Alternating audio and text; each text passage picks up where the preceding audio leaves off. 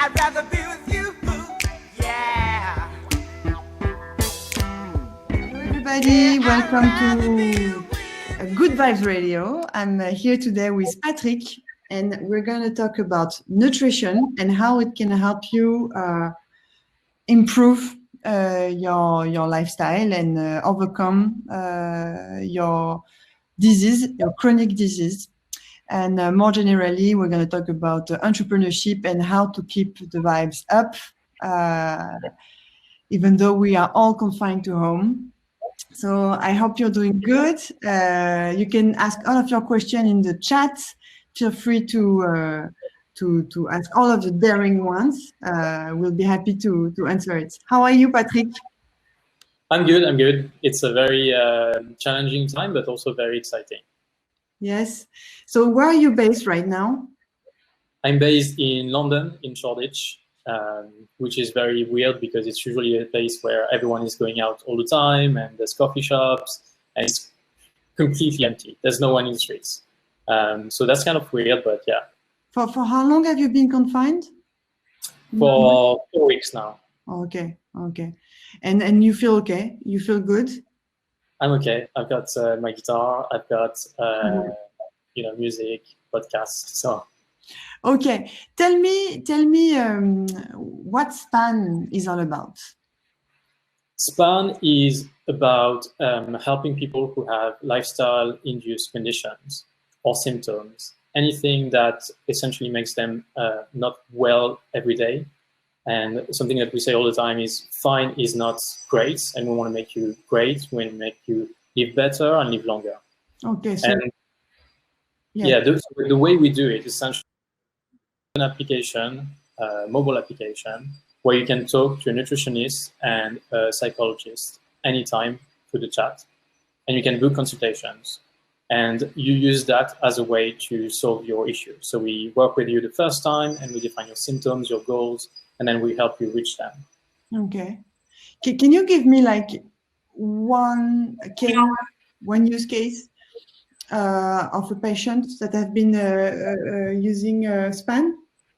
Yeah, I think the best case is the first patient of SPAN who reached out in the middle of last year.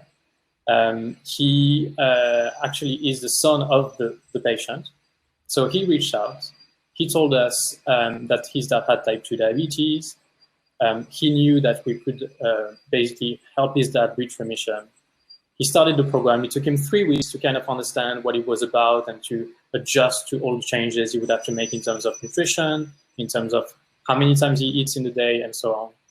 And then after this, it took him 6 months to get to a stage where his diabetes was on the way to remission. And very surprisingly, on the eve of Christmas this year, we received a message that was really long, where he explained the whole story. And his dad was attacked in his a shop that he owned in London, had an injury in his leg and couldn't move for 5 years almost, Wow. which made his diabetes go worse. And he said, the best thing I did in 2019 is join SPAN and help my dad get better, essentially. So his dad had a diabetes type 2. Okay. Yeah. What is a chronic disease? Can you explain me exactly? So chronic disease is very simple. It's just a disease that you live with for a long period of time. So it's not something that's the opposite is acute disease. COVID-19 is acute. Cold is acute. The flu is acute. And a chronic disease would be everything that's longer than that. So even something that's a digestive issue that you have for 6 months would be chronic. Something that is interesting within chronic conditions is lifestyle-induced conditions. So it's not genetic, and it's not autoimmune disease, for instance. Exactly. It's something that the environment, the food, or the way I live provokes. Exactly. So it's the air, it's smoking, and it's nutrition. But nutrition, what we put in our body directly, eating every day, is definitely more impactful than the rest. Okay. So let's talk a little bit about you, Patrick. Who are you? Where do you come from? Were your parents entrepreneurs? And how did you finally decide to focus all of your life and efforts on nutrition and span? So my parents are not entrepreneurs. They actually probably fought to have a stable job their entire lives. They both come from different countries. So my dad comes from South India. He's passionate about technology. He's a math guy, has a doctorate in signal processing, worked in the internet his whole life, which was a blessing for me because I got to get a computer when I was really young, when I was 4 years old. And at that time, you couldn't really play a game without programming or launching a command line and launching your game. So I had to get to learn by myself, essentially, to get to that stage. And on my mom's side, the character and the psychology, especially in this crisis, it's the fact that they grew up in Vietnam. My grandmother and grandfather were based there and grew up there as well. My grandfather was fighting in the French army against the Japanese, which was a terrible war at the time. Decided to leave. It was getting worse. Went to the French base in Djibouti, East Africa, and the whole family grew up there until they were 18. In the span of 10 years, they had to rebuild their home twice. Wow. So they were adjusting to crisis because of earthquakes. So it's a family that's now in France, in a stable country, and that's very calm in general. Not too anxious in crisis time, a little bit, but not that much. And something that, I grew up knowing about and almost searching for that, the type of environment where, it's not crisis mode, but it's, you have to do things fast, you have to solve issues, and you have to be proactive. Yeah, you have to adapt yourself. So you feel like even if you haven't been going through crisis, because your parents have been through crisis, you feel like you're prepared. Yeah, definitely. So how do you? So that's what makes you feel. I would say that's. You're not threatened. Your moral, you are. Yeah. You see what I mean? Sorry, I'm losing my words. The first thing that comes to mind is more like, how can we help? Especially because Span is obviously working with a type of users that is at higher risk right now, and the first thought in my mind is, how can we help? How can we do that? So you've been studying at an engineering school, then you've been to Stanford. There in Stanford, you decided to go back to Europe. You started working at Microsoft. Tell me about the how Span finally came up as an idea in your mind. So I think my interest for helping people is more something that's my personality, but then on the other side, it's about healthcare specifically. And that comes, I think, from my mom being diagnosed with breast cancer and living through it, and my grandmother dying of type 2 diabetes, and me learning about the science behind it, not knowing at the time that I could do anything about it, but now partnering with our doctor, Adam, and Rachel, our nutritionist, I understand more about what is the scope of the things that are impacted by lifestyle and what we can do. And I think that's what really drives me today. The way I came here is basically, just work for Microsoft, got bored very quickly. I was in the Skype division. Things were not really making progress. Everyone was trying to copy Facebook and WhatsApp and so on. That's not what I wanted to do. We didn't have any user research. So I left very quickly. I got the opportunity to start a first company, made a lot of mistakes, the co-founding team. I've learned a lot in terms of how you manage that, how you find a team, how you recruit employees. What mistake did you make? The first mistake was jumping into a co-founder relationship without knowing the other person. The same way you wouldn't marry someone that's, you haven't been dating. Yeah. Exactly. And I think that's, in this startup with Span, we spent a lot of time before starting the company just talking and exchanging ideas, research, but also, just having a barbecue and talking about life in general. And that's when you find whether you can, like you know that at the family, because we do everything around food, but that's a great place to start. Yeah, at the family, we really think that food is an important matter. It's a serious matter. It's a good way to start friendship and to start creating strong bonds among a community. Exactly. Yeah, and so like really explain me the process. So if I'm using Span as a patient, how does it work? So today we deliver Span through two ways: insurance companies and the national insurance system in the UK, the NHS, and employers as benefits. So with the NHS, it's purely for type 2 diabetes, so for very specific conditions. For employers, it's for everything. So for all people, all employees who have a chronic condition or chronic symptom. And that's in the UK, that's 1 in 3, 30% of people will have one of these. And that's a cost in absenteeism. So people who don't come to work because they're sick or because they have to go to the doctors. Presenteeism, which is coming to work even if you're sick and not being productive. And it's just generally, in a normal day where you don't have a symptom or a crisis, not feeling at your best. And that's impacting your work. Mm-hmm. There's no, yeah. And so if I'm a user, I can ask questions anytime to a nutritionist or to a psychologist, basically. Exactly. So you have 2 different chats. It's a one-to-one conversation. You can ask any questions you want. And then you can book video consultations. You want to spend more time on very specific topics, deep dive into something.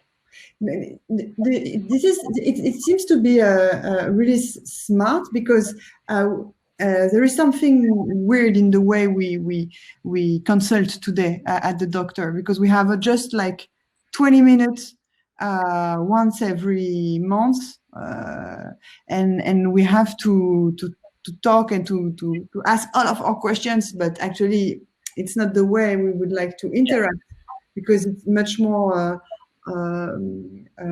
going with the flow. I mean, every day I have questions that are popping in. Exactly, and those are some of the most frequently asked questions are: I'm at the supermarket, what can I buy? I'm opening the fridge, I don't know what to eat. What can I plan for the next meal? Or on the other side, on the behavior side, how do I make my family understand that I need to eat differently? How can I make that work? Especially if I have family and I have 5 children, I need to make sure that all of them are eating what they need to eat as well. So it's a lot of conversations around that too. How many users are on Span? So we have 3,500 users on the app. Okay. And we have about 3 companies piloting the app. Right? Okay. And how many times per week are they asking questions? It's about 3 times per week. Yeah. So once every 2 days, 2-3 days. Yeah.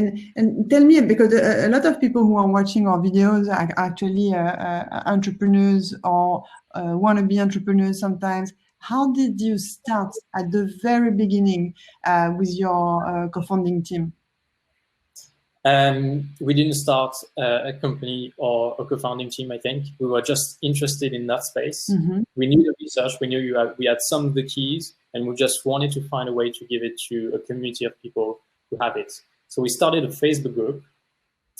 We started writing articles to help them understand where to go. So almost 10 different articles to go from diabetes to remission. We shared the articles for 6 months. And we build a group from 0 to 500 members. What could I find in these articles? It was very basic things like, what is diabetes? What is your blood sugar levels? What does that mean? How do you actually reduce it? What's the impact of what you eat on that? And essentially just repeating that in different ways and explaining different types of foods, so carbohydrates, fats, proteins, and trying to explain to people how things are going to work. I think another thing that we see... Who wrote this article? You?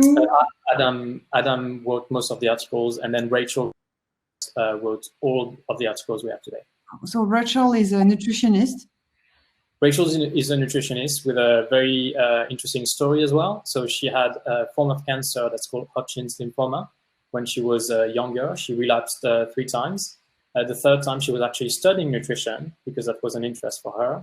And she managed to use nutrition as a way to combine with the chemotherapy faster and recover. She's been in remission for a long time now, and she's fine. But it's also making us all in the team very driven by this understanding that nutrition can have a long-term effect on many chronic conditions. I know it's very related to her context, but what did she change, basically, if you had to explain it to me? How did she manage to accommodate a new way of life, and what kind of new nutrition so she started? It's the 3 pillars that we have in SPAN today. It's really intermittent fasting, so when to eat, and then what to eat, which is the nutrients, carbohydrates, fats, proteins, and finding the balance between them based on your symptoms, your blood test, any information we have. And the third one is mental well-being, because we know that 30% of our patients have some sort of disorders that they need to address as well. Did any of your doctor or nutritionist or psychologist and nutritionist on the app have seen more anxiety or received more messages since the beginning of the crisis? Had 1 or 2 messages, especially on the community group. But ultimately, I think most patients took it as an opportunity to take charge of the disease now and make sure that they're doing their best because they know it's a risk factor. I think that's what makes SPAN very interesting in that time, is that diabetes and all these symptoms appear sometimes when you're 30 years old, but they're silent. You just learn to live with them. And it's only when there's a crisis like this that makes your immune function something that's really important, that you realize that you should have taken charge of this before, and that now is a good time to do it. And I think that's also one of parts of the message that I want to send today, is that you should take care of all the people around you, especially these people who have underlying conditions, and especially your employees. And that's something that we do at SPAN. And if you're interested, you should definitely reach out, because we have a 3-month free trial that we can help your employees with. And how do you measure the progress, the improvement of the people, if you can measure it? So for patients who work with the NHS, they have their medical data from the doctor, blood test, any symptoms that they report and things like that. So it's very much based on just measuring the impact of the intervention that we make. And then for patients who reach out to us directly, we try to do the same thing, but they tell us the symptoms they have and then tell us, if it's 1 out of 10 tomorrow and then 5 out of 10 the next day, then we're doing worse and we need to readjust. The other option is that they can purchase a blood test from the app, and then it's obvious. You do a blood test before, you do a blood test after, and you can see clearly the result. I received on a Good Vibe Radio Anastasia from My Diaby. So she's directly helping the physicians who are taking care of the patients suffering from diabetes. Are you a competitor based in the UK or not at all? We're definitely not a competitor. I think we're definitely the best partner, in the sense that they have one of the best platforms probably in the world or in Europe for managing diabetes remotely for telemedicine. And we have the telemedicine service that's providing the care. So if we combine the two together, essentially we have the care and the platform for care. And that's a perfect partnership. Okay. And it's also in terms of what we plan to expand in the future. So for now, it's lifestyle-induced conditions, but then we could do cancer and other conditions where I think My Diaby would probably expand in a different way. I received also Simon from Charles.co, and it's a telemedicine platform connecting men with sexual issues with doctors to talk about it. This kind of problem are really obvious, and chronic disease for me, it's more silent. It's more in the shadow. It's hard to have one key moment to think of. I should take care of myself now. So how do you overcome this problem to really make the people feel aware and want to join SPAN? There's so many parts to the answer. I think the first one is probably we try to be very educative, to have a lot of content to explain to people to make them aware of these small things that they can do. The other part is obviously like maximum care, customer service, just the nutritionist, the psychologist, always answering as quickly as possible, giving the best possible answer, not just shooting them an article, you know, just explaining in their context why it's relevant. And it's also catching them at the right time, because those people, when they're diagnosed, when they have a complication, or that one day where they don't feel great, they're going to want some help, and we have to find them at that time. So I think it's also being smart about distribution, but also general awareness, so that when they are ready, they have downloaded the app, or they're on the newsletter, and they'll find us. So you're really on a mission-driven and impactful startup, and I feel like right now the people who want to start new companies are focusing more and more on how to find a purpose. Where does it come from? I think it comes from like a natural need to help people. I think in everything that I've done in my life previously, as an engineer, as a product manager, I've always wanted to work directly with the customer. And you know, even as an engineer, I was more interested in helping other developers in the team, because I could see them every day. I could see the impact that I had, rather than building the product itself, building test infrastructure and all this stuff. Okay, and is it good for the business itself?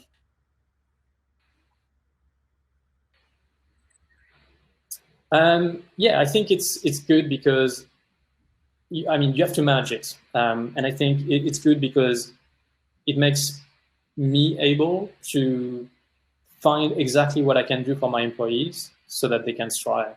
They can have everything they need in terms of equipment, in terms of my time, the keys that I have that I need to give them, so that they can do their best. And I don't think I'm the best at that. I'm still learning, but that's definitely something that I want to be better at. Why did you join the family, and who are in the family are I would say the one you want to call when you need some advice? So I think so we joined I joined almost 4 years ago maybe. The reason is that I followed Coup d'etat from the first days, I think. Probably not the first paid days, but when it was free on YouTube. I was at work and I was just listening to the conferences. And I think I thought one thing about Usama's video, which was this guy looks a lot like me. And, you know, there's a few authors. So, for example, Edgar Morin, or some people that I've read about, where I felt, okay, this guy thinks a little bit like me. But Usama was probably the first one that, you know, was unlocking something. And then was talks from you and talks from other people in the family. And it was very obvious, I think, to me. I think it's your positioning, probably. And I think that's one I needed. In terms of who I call first, I think it's Pietro and Naim. Well, maybe not there anymore. Among the entrepreneurs. Among the entrepreneurs. Among the entrepreneurs, it depends on the subject. I think Lavinia, Anastasia, Philip, for everything related to the medical space, and definitely them. So Lavinia, maybe you can talk about their companies. Yeah, it's especially relevant now. She works on stress management, mainly for companies now. And she is like doing it in a very scientific way, very holistic way, where she's doing a blood test to measure your stress, to understand the source of the stress, and to help you as best as possible. Anastasia is my baby. Anastasia might be. Philip is AnaHealth. They're doing patient-reported outcomes for cancer, which is also a mobile application for patients. And then on the personal side, it's people like Boris from Smart Sitting and people we've met from the first days. I think we had a very specific connection. Sophia and Pamar and other people. Pianist. Yes, all right. My friends, it's time to ask any question that you want right now. I have added the link of Lavinia's newsletter, Akizio. So feel free to ask all the questions that you want. Like that, we will be happy to answer. And I have a question for you personally. Would you say that intermittent fasting is something that anyone should try at least once because it's good for anyone? Anyone should try, yes, but anyone should do ultimately as like a general advice to everyone, maybe not. But I think it's worth trying. It's one of the easiest levers we have to improve our health. I think even changing what you eat is harder than just intermittent fasting. You try it for one day, you do it like 3 days a month. You do it yourself? I do it myself. I do it almost every day, but at least 3 days a week. And, you know, experimenting with different things. My team is very crazy about that too. And we do. What does it change, like really obviously, in your body, in your health? So what it changes in your body is your hormones. So it allows your hormones to go back to a baseline level before you eat something else or you ingest something else that can bring it up again. And I think we, you know, 3,000 years ago, we lived in a world where there wasn't food available all the time, and now there is. So we're always, you know, ingesting food, and we are stimulating our hormones. And I think that what we're doing is try to find something, a balance in your lifestyle that reproduces what we used to do in the past.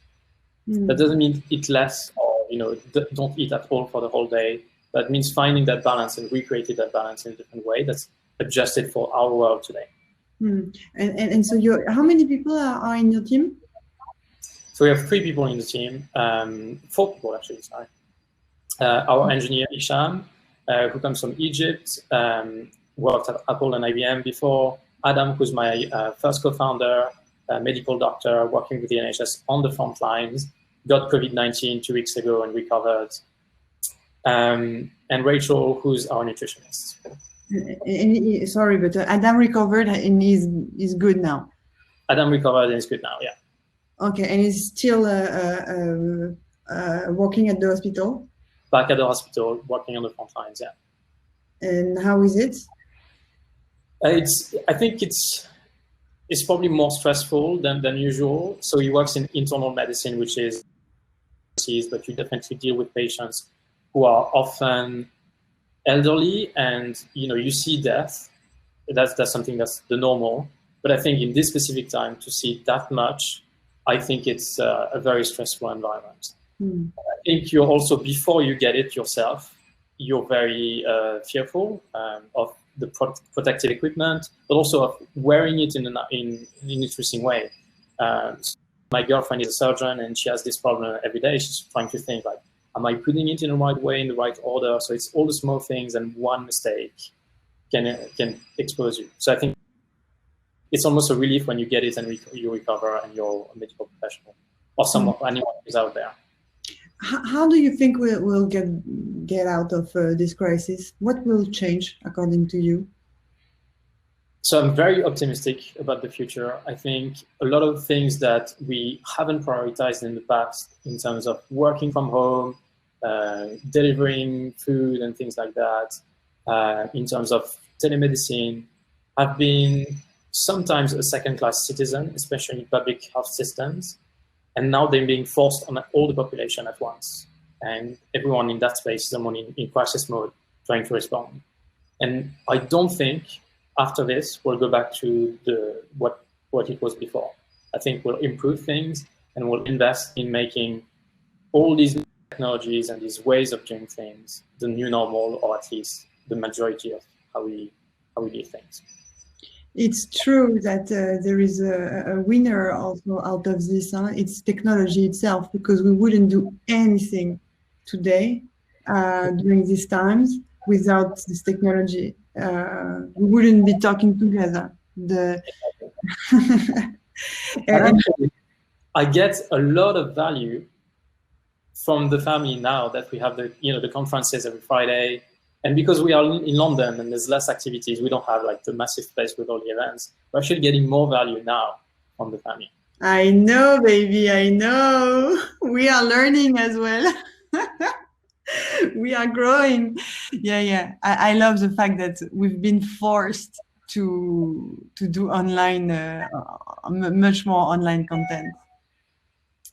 And this is good vibes for me. It's also a good learning and a good experience. Yeah. And a good exposure as well for the founders of the family. Definitely. Lorenzo is approving. Yes, you've been watching the war rooms at night every day. Yeah. And then which one helped you the most, or which one you found the most interesting? I think the one on, weirdly not related to the crisis, but the one on automation, so like no-code tools, and just keeping up to date with especially when you've picked already all these tools, you're on Notion, you're on Slack, and so on. It's hard to keep updated with the new tools and knowing what you can use that actually is going to make your whole team more efficient. I think it's a great way to just get updated, hear about what people are doing with those tools, and especially in that time. I'm definitely careful about making sure that my team has everything they need to work remotely in the best way possible. Just to get a little bit of the mood in London, how do you look at the way the government has been handling the situation? I think there's the first emotion that comes to mind is frustration. I think it's a little bit the same in all countries, but I think it's at least there's a little bit of transparency from other governments in France or Germany or Italy, but in the UK they've been very opaque and not very transparent on the issues. And I think especially when it's a national effort and the entire country wants to participate, I want to find how I can help, and producing fabric and so on. Everyone wants to know what are the problems because they want help. And I think the government wants to do too much themselves, and it's a shame. Okay, and what's your everyday routine to keep the vibes up? Keeping your routine, I think, is important. Waking up every morning at the same time or around the same time, having a shower, going into a different room to work, and doing all that. And then the rest is just taking time to do other things like playing guitar. I never had time to play guitar. Oh, you have your guitar next to you? I have my guitar next to me, yeah. Oh, yes. So I can ask any song, or you have your songs? You could ask any song. I don't know if I'm going to be able to play it. Oh la la. I'm not expert yet. You know Joba? I don't know this one. No, okay. Ba la la la la la bomba. No. I don't have any songs. So play the song that you want then. Play the song that you want. It's your own song, right? Just like few chords, basically. Okay.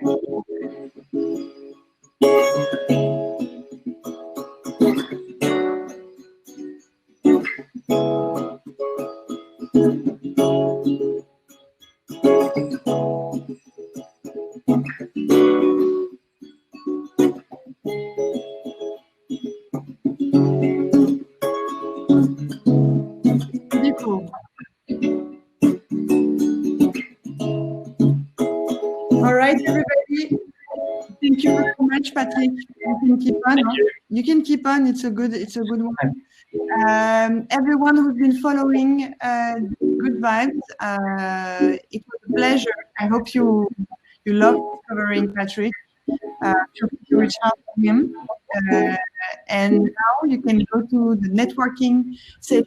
You just have to click on networking, and you will randomly with enthusiasts and people and share some good vibes together. Next week, tomorrow we are meeting in French with Maxime. He's going to talk about the startup video. His nickname is Andy. Then next week, we're going to meet with Bastien from Cabaya Retail. Then Marie on Tuesday. She's the head of business school for business people. And then education on Wednesday with Shannon. And then on Thursday, we're going to be talking about money and finance with Gregory from Le Pen. It was a pleasure. Thank you very much, Patrick. Thank you so much, Alice, for organizing everything. You're welcome. Bye-bye. Bye-bye.